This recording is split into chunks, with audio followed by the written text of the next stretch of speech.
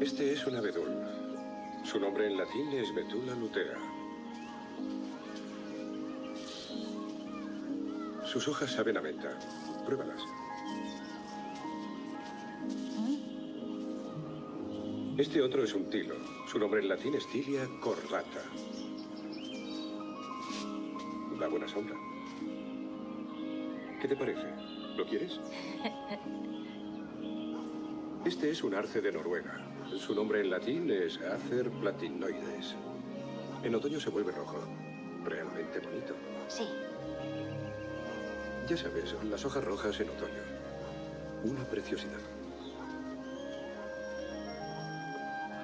¿De dónde has sacado todo eso? Lo pregunté. Llevé las hojas a un criadero japonés.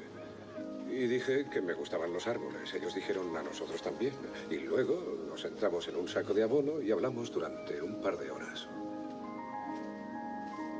Este es un roble rojizo. En latín se llama Quercus rubra. Vivirá más que nosotros. ¿Este?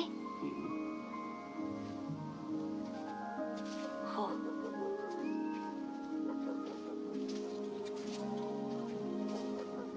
¿Cuántos años tendrá ahora? Yo diría que tiene unos 300 años. Vamos a sentarnos aquí.